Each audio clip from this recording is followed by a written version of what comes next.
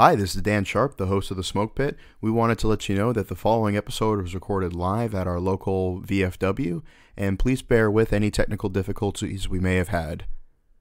So, yeah, I think we were fighting the banana campaigns back in 1899 when the VFW was formed. Sure. And so basically they wanted to get together and form a society of veterans who have fought overseas, and here we are today. They were kind enough to let us use their facility.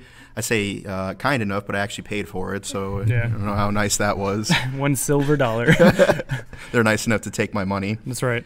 And so this is kind of a dry run for the event that we have coming up in Burbis. Mm-hmm. We're going to be doing a live podcast with Medal of Honor recipient Clint Romsha Right. At the MGM Grand Casino April 18th. That's like, what, 2 weeks from now? Two and a half weeks. Mm-hmm. So the old saying, victory loves preparation, so we wanted to record a little bit of a live event, see how that went, so that way my sound monkey here can figure out how to adjust the knobs, right, work behind the controls. For those of you listening, my name's Dan Sharp. I'm the host, Iraq, Afghan veteran, Marine Corps Infantry. My co-host, Mike Sensi, Navy active duty, just one handsome man. I appreciate that. Yeah. There's like 12 people in the room, so his anxiety is through the roof. I can't take this right now. It's a lot. He's usually not used to being more than around 4 people at a time, so this is like triple capacity. I don't like it. Anxiety over 9,000. And our executive producer, Mike Stedman, Afghan vet, Army engineer. Also a handsome guy. Also a very handsome guy. For sure. So, we're going to kick the show off here with a few topics that I have here in the notes because I'm a consummate professional. Okay. This is episode 22? 24. What? Mm-hmm. 24. Was I drunk for the other episodes? Yes, like, you were. Yeah, you were. Was I around for those? Yeah. Did you guys record them without me? No, it went really well. Did you find somebody more charming to be the host? We Am did. I gonna get fired for my own thing? It was Stedman, actually. Oh, God damn it! I know. You fucking snake. So welcome to the Smoke Pit. Oh, was that my A? We didn't do a joke. It was an opening segment. Would you like to try that again? Fucking A. No. We're gonna recock. Try it again. Then open with a Good joke. to go. Why would? Okay, go ahead. Welcome to the Smoke Pit. A. There it is. I hate that. There was no joke. So if you notice, the only person up here didn't get called handsome is myself. So I'll pause for crowd reaction. Oh, okay. But I found that just as you planned it. Exactly. But I found that the time that I get complimented the most is when I go through drive-thrus. Apparently the young plump women who work at the Taco Bell drive-thru, they love my eyes, and I get a lot of compliments from that. So whenever I'm feeling fucking down on myself, Sure. Mike's like, "Oh, I'm so fat with this fucking tight hard teen body over there." Well, I'm going to Taco Bell. I need an esteem boost. It takes work, yeah. Whenever I need a fucking pick me up, that's why I go to the drive-thru. For sure. Actually, a Taco Bell employee the other day called me out for not having my patches on my uniform. Yeah? Yeah, it was fucking embarrassing. Because I got 4 burritos to myself, which was embarrassing enough. And then he's like, "Are you missing your patches?" I was like, "You work at fucking Taco Bell." I didn't like it.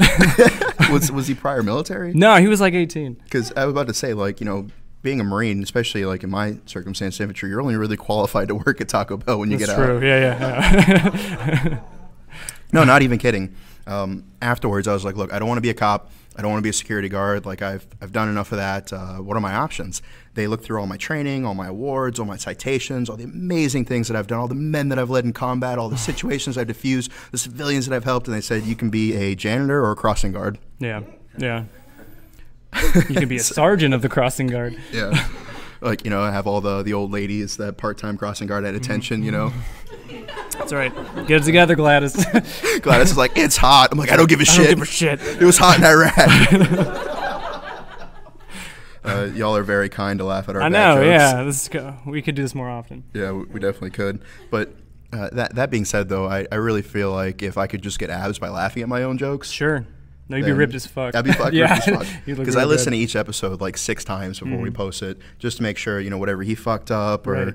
Whatever we can fix. And each time I laugh at myself, like every time. This is the 6th time I've heard myself tell this joke that I wrote specifically for the show, and I'm still laughing. So humble. Get out of here, I'm beardless and ugly. Yeah. Yeah, that was a bit of a Britney moment. 2007 Britney, if anyone remembers. Oh, check, yeah. If she survived that, you can survive anything. Oh, Jesus, I hope. Yeah. Man, does anybody else feel like just being in the military just makes you permanently jet lagged? Is that just me? Are we getting crowd responses? Yeah, that's we're rolling into that. Oh, section. gotcha. No, but seriously, I feel like just being permanently jet lagged is my new state of life. Okay. Well, you look good for a jet lagged man. No, thank you. With no beard, yeah. All right, so we're gonna roll into a little segment where we take questions from the audience, and we'll start from my left and go to the right, and we'll Does everybody have their questions ready? And if we do not want to answer the question, we have to finish whatever drink we have in front of us. What? The whole fucking beer? The whole beer. That's okay. Yeah, and which more than 2 will kill me. Right. So that's what I'm saying. gotta get Why are some you making fucking these honesty. rules? All right, so what you got? What are you drinking right now? A Coors Light. Thank you. Dude is the worst writer ever. What you got, brother? How's that tank top business going? Honestly, awful. I've gotten more orders than I was prepared to deal with. And now I'm having people message me like, "Yeah, I ordered this tank top like 47 seconds ago, and it's not here." Success. Yeah, he's too successful. Yeah. And you keep trying them all on, which is weird. Yeah, like I had to custom order a double XL for myself, Yeah. and that's the only one that fits me. But still managed to sneak into the small. Looks good. Looks So like, good. why yeah. is this so stretched out? Yeah. I'm like, be grateful. All right. That's right. Has my musk on it, Oof. sir. Civilian question. Have you had more sexual partners overseas or domestically? Is this for me or Dan? Domestically, by far. Yeah, for sure. Yeah. Not to sound too arrogant, but I literally slept in like a dirt hole in my deployments. What? and That was you called her dirt hole? Jeez. I mean, I would sleep inside of her. Right, well. She's a very nice lady. I'm very lazy then. Okay, so I'd like case in point here. Yeah, Like, what do you I got? would not put that past you to be Sure. like, and then just like fall asleep on top. Well, when you have a diet of nothing but whiskey and self-deprecation, you get tired easily. Yes, but to answer your question, no, it's definitely been domestic. What about you? No, domestic for sure. Yeah. And glad you asked this because What? He put the mic in front of your face. have you slept with more people overseas or in the U.S.? Neutral. He has slept with 10 people total. all nice guys? Yeah. If you listen, I think it was like episode, like 3? Yeah, like 3 or 4. Yeah, episode 3 or 4. Our executive producer had a 5-way in Korea, Yeah, allegedly. allegedly. Yeah. Jury's still out. Yeah. My vote on that is that it was 2 men and 3 chickens. So it still counts, you know? It does. Yeah, so I guess that would be the answer to that question for you, huh, bud? Sums it up, yeah. All right. Solid contribution as usual. Madam. What is your least favorite mode of transportation in the military? Yeah, mother. Yeah, mother. No, I'm sure her mother's a very nice lady. That's right. Yeah, she is a saint. Yeah, she was very nice to drive me that day. I would probably say I didn't like the MRAPs because I could never get super comfortable, but that was just me.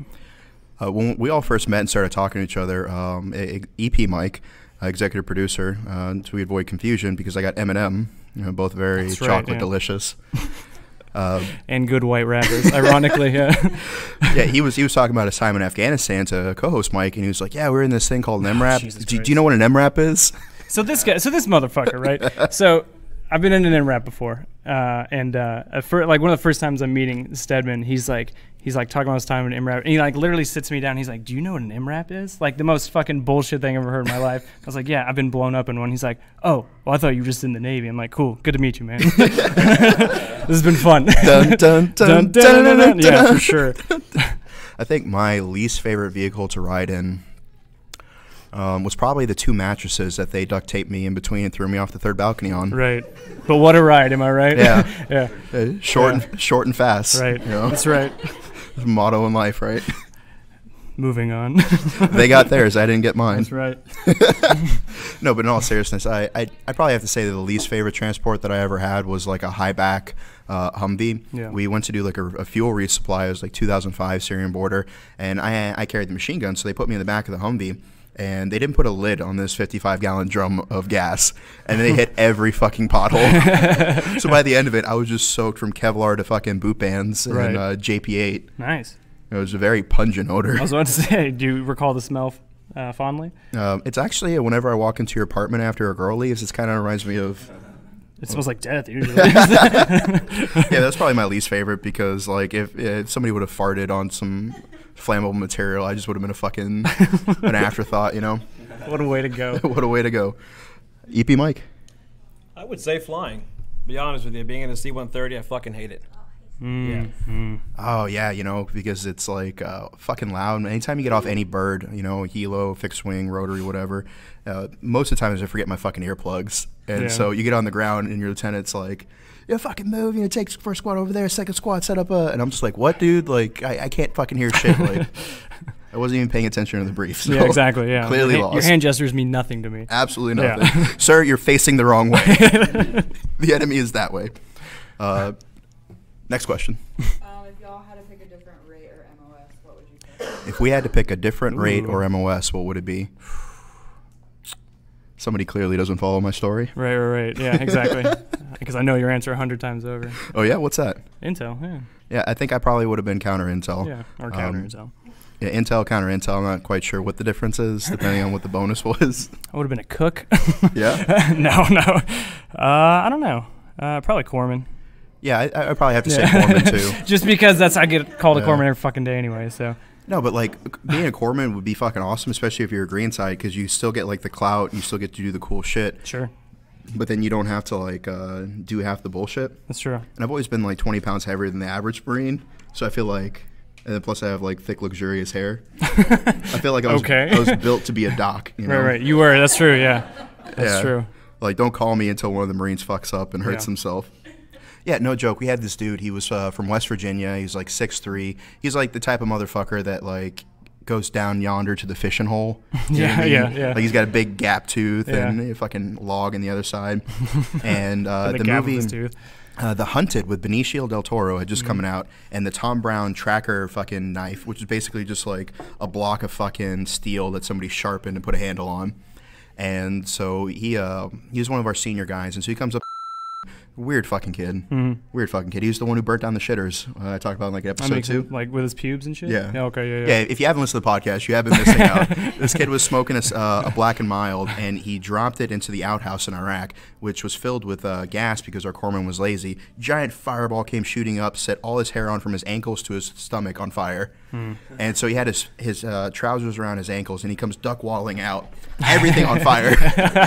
Every individual pube was on fire like a stick of TNT. And we had been on deployment for 5 months at this point, so they were long.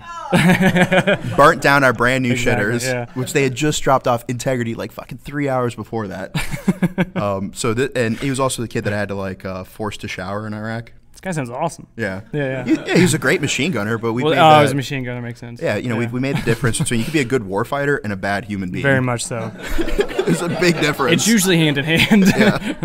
Like the better warfighter you are, like you know, like if you're just like an amazing warfighter, you know, you just get out and start a podcast. That's true. Yes.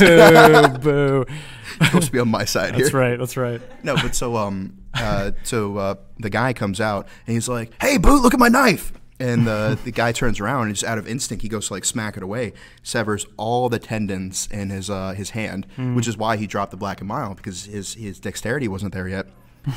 And so just cuts to the bone. It doesn't even bleed for like 30 seconds. And then it's just like gush.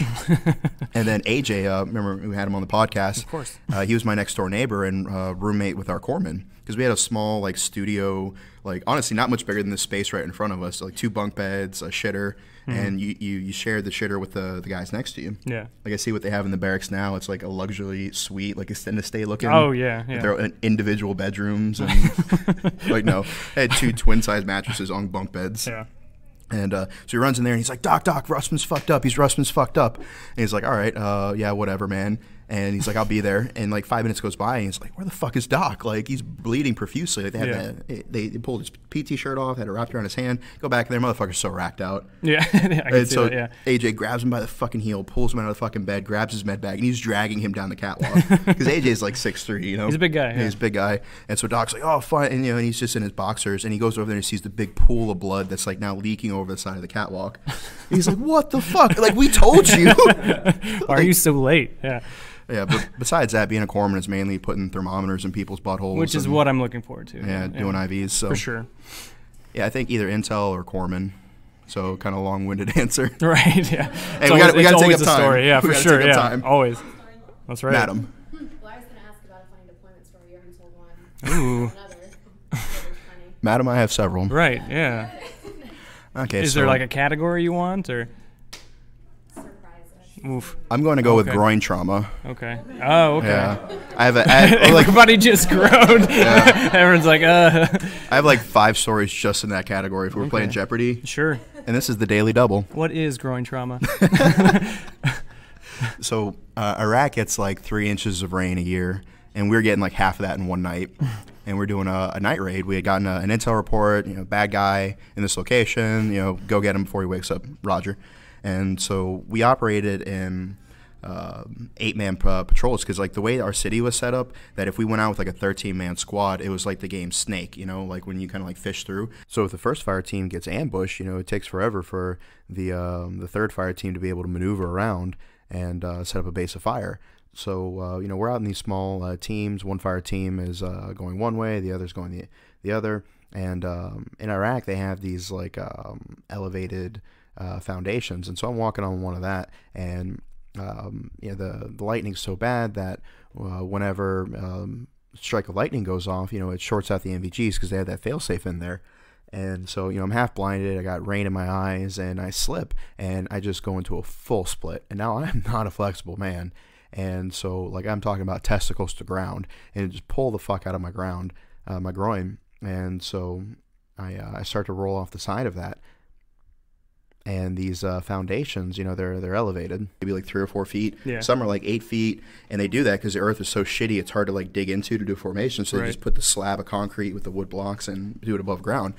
I'm on that, and I slip to the side, and I fall off the edge, and I go face first into this big mud pile, and just like black my eye with the NVG, and like I am fucking traumatized. Like, I just found out I was getting cheated on. Right, Like, I just yeah. fucking destroyed my groin. Got a black eye, like it's raining. I'm in Iraq, Yeah. like all my friends are like, banging girls in college. Right. And I'm getting fucking paid like 12 cents a day. First week, am I right? Yeah. And I'm like, I'm just like evaluating like the fucking decisions I did that brought me to this point in my life. Like I should have done better in math class, Yeah. If only I just walked into a different recruiter's office. And so my corpsman sees all of this, and he's fucking howling, laughing, like no noise discipline at this point. Like he's fucking howling, laughing, and I pull my face out of the mud puddle. I'm like, shut up, Doc, and like put my face back in. Just completely Just leave me defeated. here, yeah. That's literally what I said. He's like, come on, Sharp, like we gotta Yeah. go. And he grabs me by the troop leading strap, and he's like picking me up. I'm like, and I pull my face out of the mud puddle. I'm like, no, just leave me here to die. And I put my face back in. He was like, stop being a bitch. I was like, and that's like kryptonite to Marines. Oh, yeah, of course, If yeah. you're like, stop being a bitch, like get them to do whatever the fuck you want. And so I started doing that in a positive way. I'm like, pay your taxes on time. Stop being a bitch. I'll show you, motherfucker. Yeah, exactly. Why would you need to say that? But all right.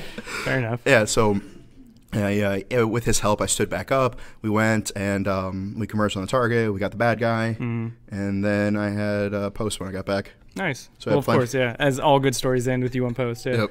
Just like viciously masturbating. Of course. What like, else are you going to do? Yeah, yeah. They just looking through my night vision. I'm like, Yeah. that's a You shapely look rock right through- there. Yeah. That rock is thick as fuck. That rock is curvy. Yeah, yeah. Hella thick, trying to smash them That's all right. The now. enemy's looking at Speed you up. while masturbating. Yeah. Everybody's just masturbating. Watching you. Yeah, exactly. Yeah, that's basically. Oh yeah, and I think like the next night we did have the ISR, the infrared surveillance, and we saw this dude fucking a goat.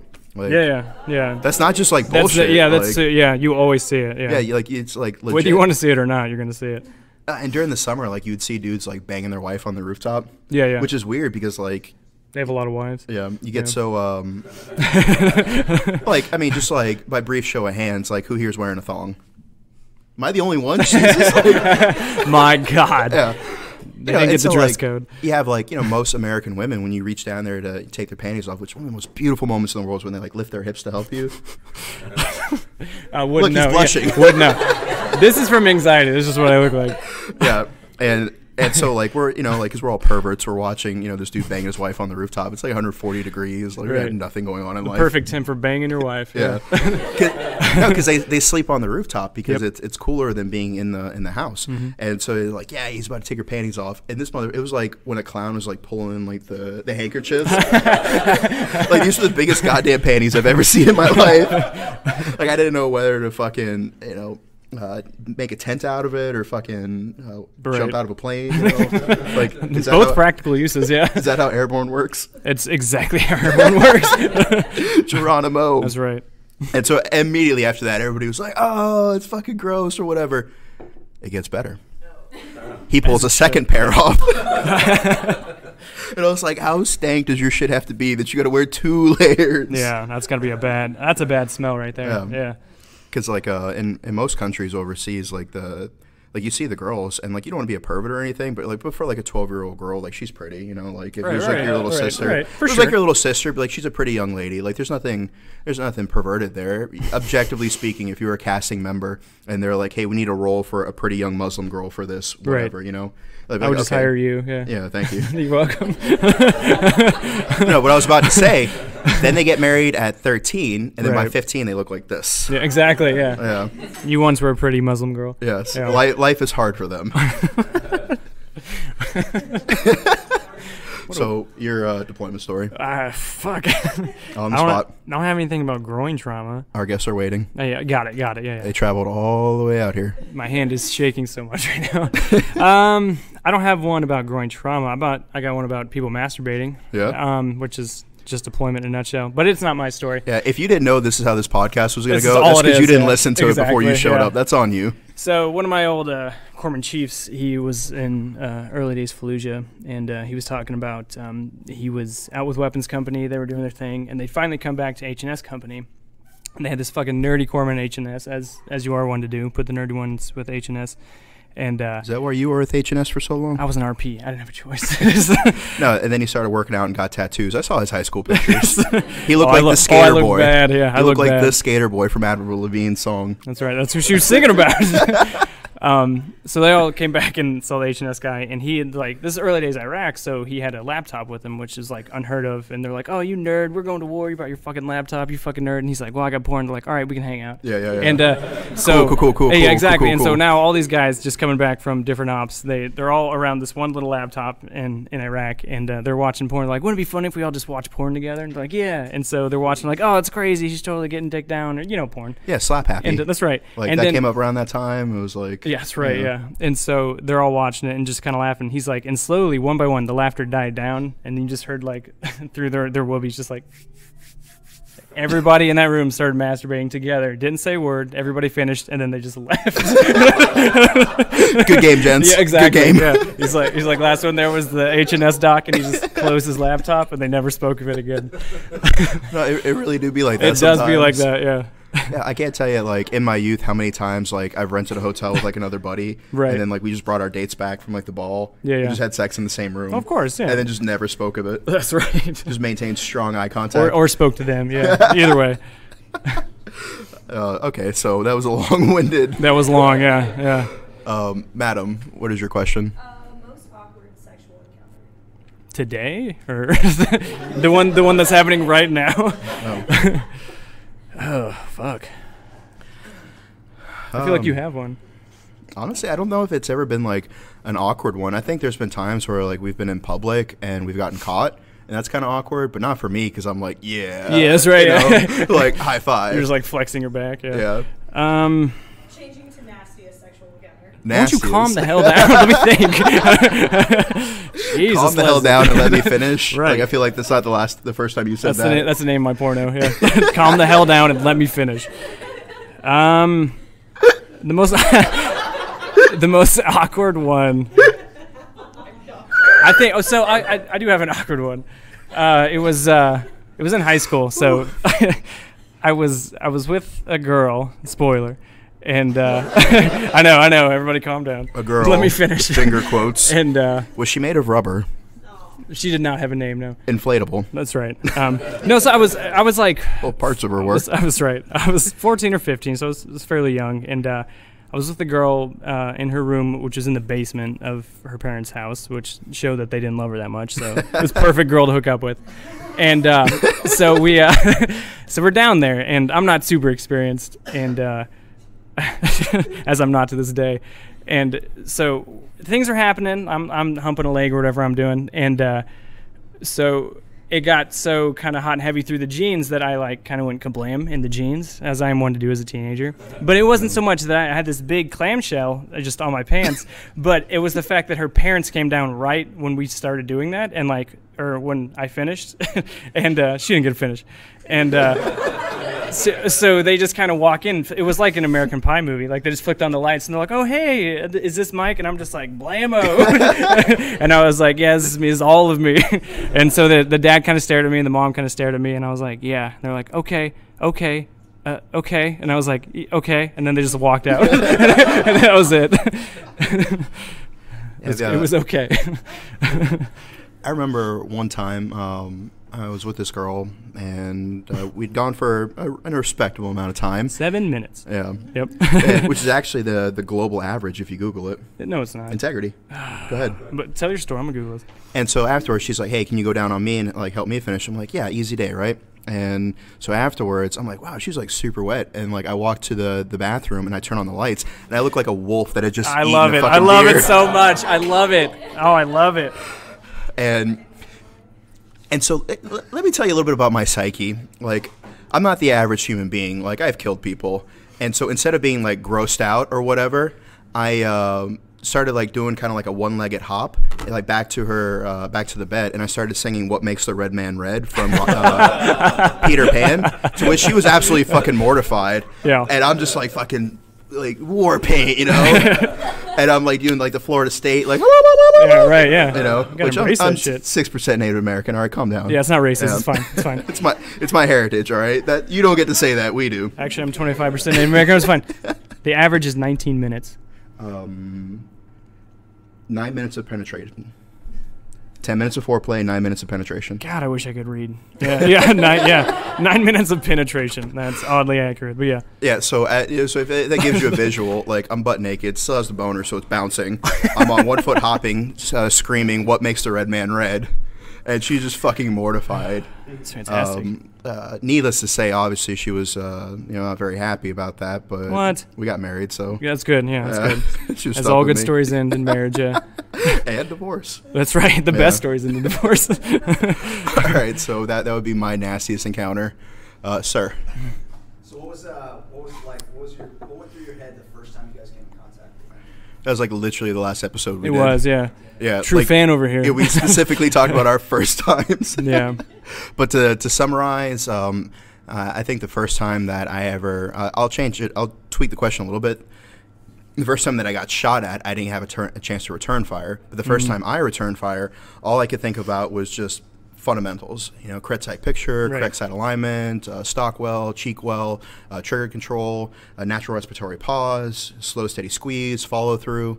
And all those things, just like a checkbook, just go through your head.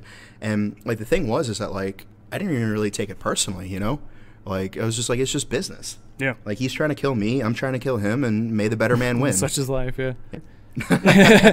My first inkling, because I was in an MREP, Mike, and Michael. I decided to dismount, and when I returned fire, my first thing was I'm not in cover, I'm in the open. I did not want to get my dick shot off, and that's no joke. It's the first thing I thought of. I don't want to get shot in the dick, because like before you go overseas, they're always like, "This is what it looks like, get shot in the dick." I didn't want to look like that. In the dick. In the dick. And Stare at it, boot. yeah, that's right. Yeah, it's like I've seen it. Like keep looking at it. Okay. Print it out. Put it on a poster on that's your right, wall. yeah. Out Get of a your own tattoo. money. Yeah, that's an expensive tattoo. So yeah, I just For those of you in attendance, actually, he did get a tattoo. Oh, yeah. This is what it looks like when you get shot in the dick. it looks like an unfinished squid. It looks Oof. like.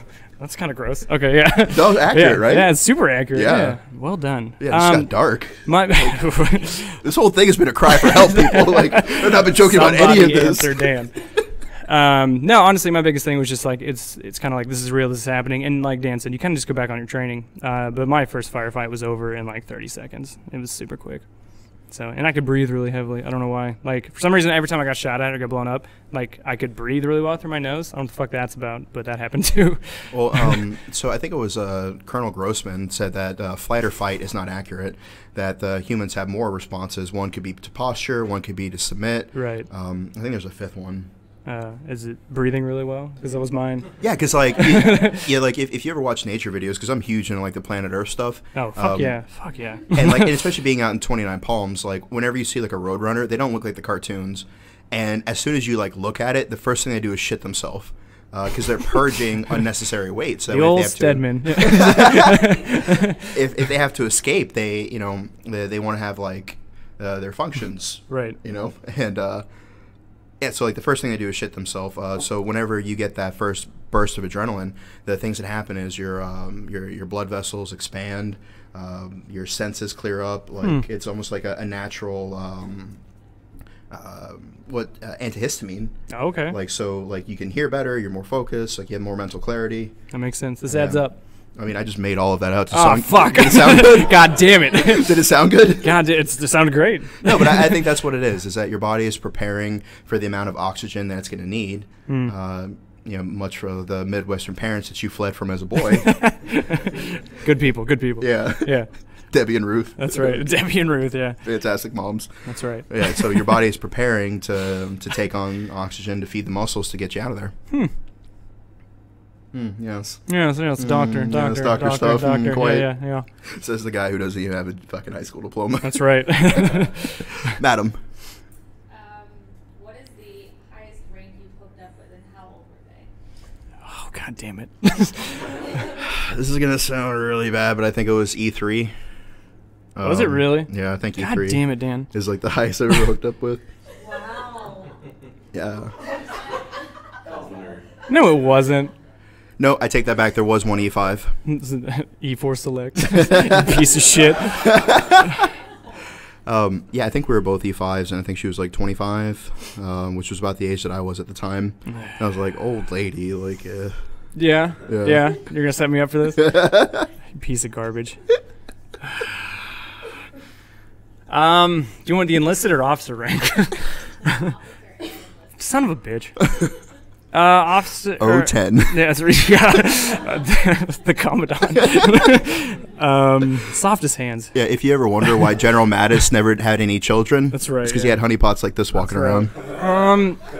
I think I was E3 hooked up with a staff sergeant, which was an E6.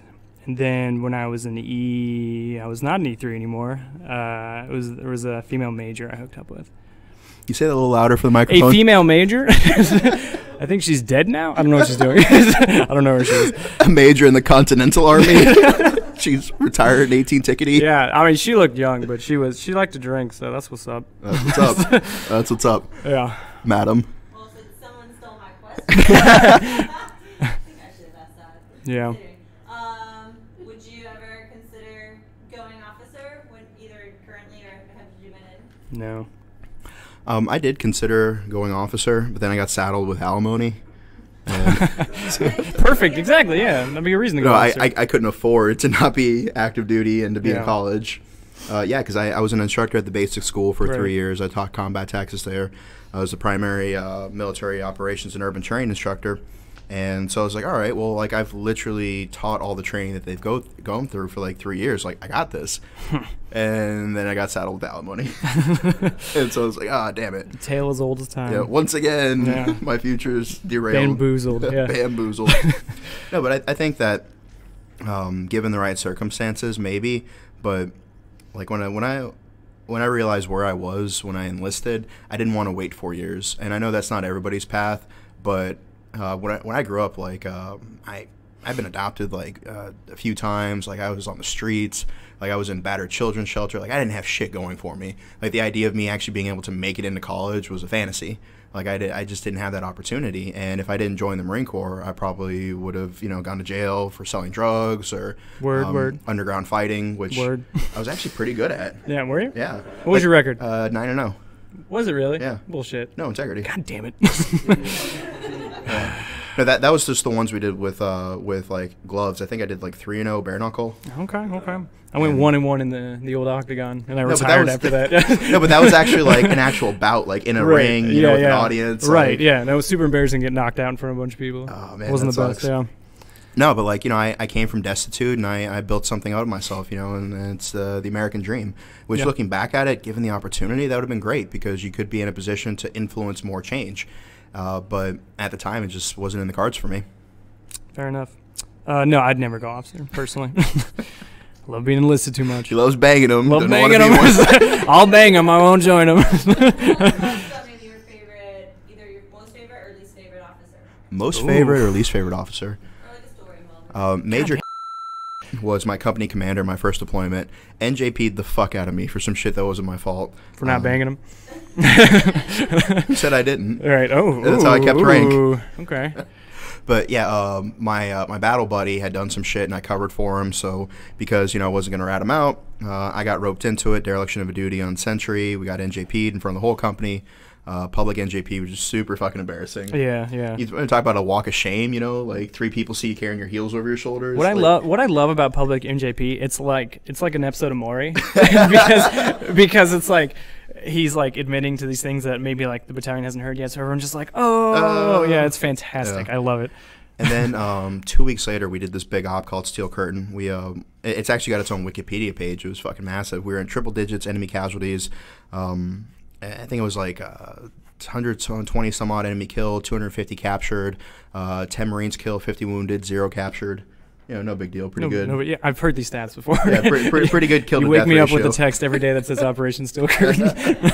Yeah, and so I kicked a lot of ass during that mission, and the guy who got in trouble, he got shot. He didn't die, but he got shot.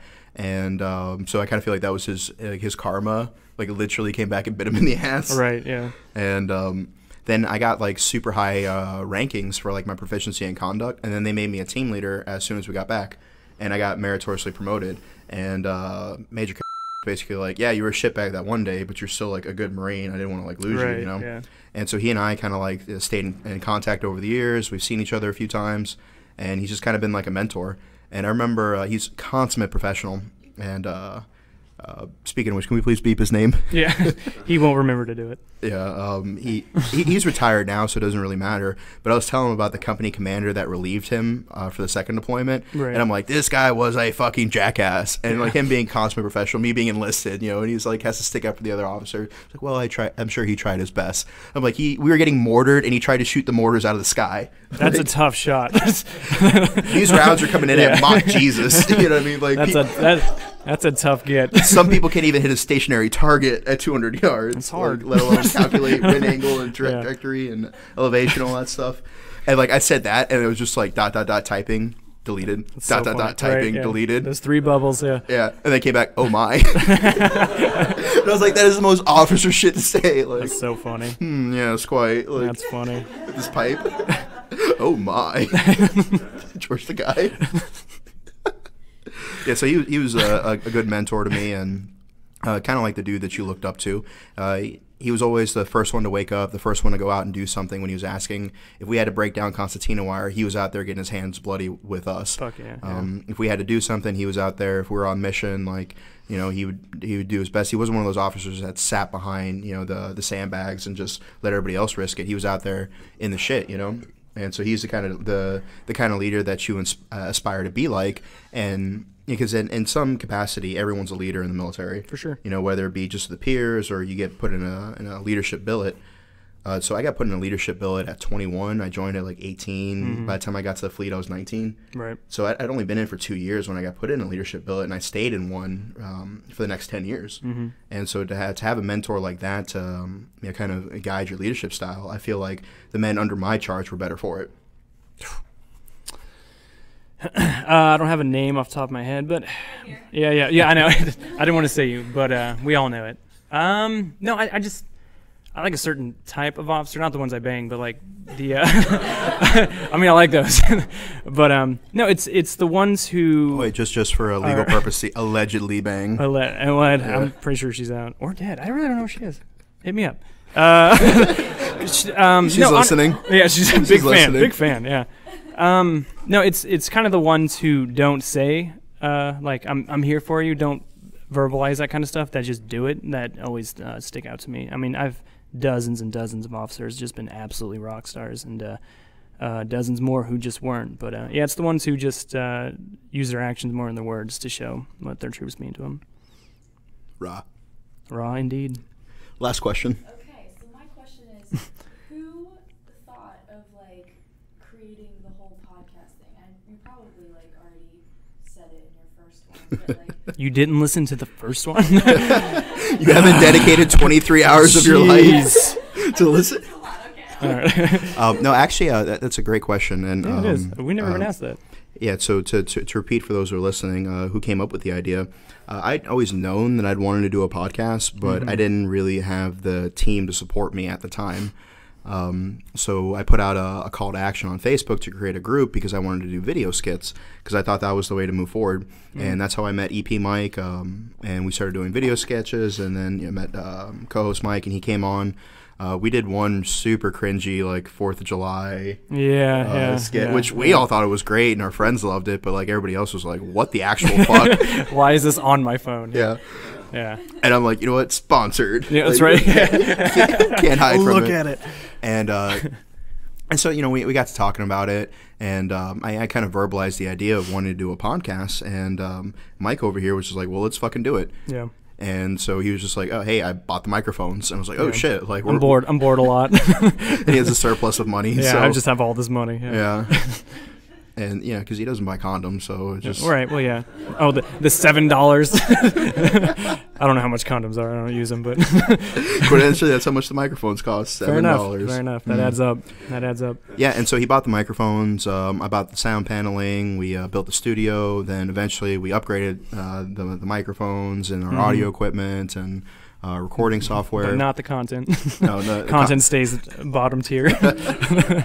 Yeah, it's just funny because we've been on a couple other podcasts. We've been on A Veteran Mind with Garrett Jones. He's a best-selling author. We went all the way out to Texas to be on the Grunt Style, which is a $100 million company. Their podcast, Drinking Bros. It's like one of the top 20 podcasts in the world.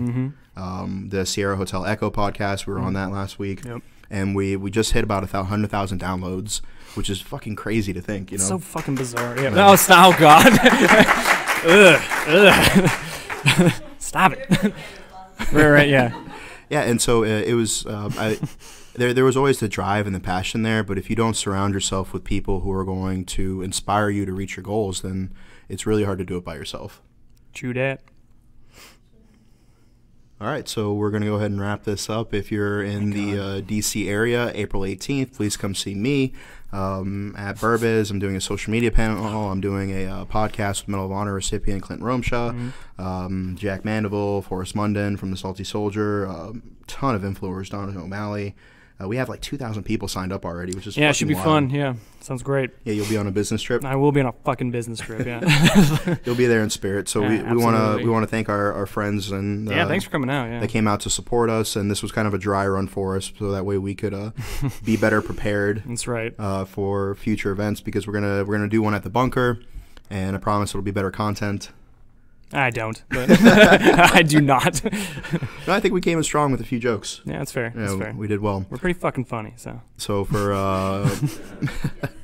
for the M&Ms and myself, nice. I think this is the end of season 1, isn't it? Is this going to be the season finale? I think so. Oh, because you're not going to be around next week. Mm-mm. Bye. Bye. Oh, yay! Thanks, guys.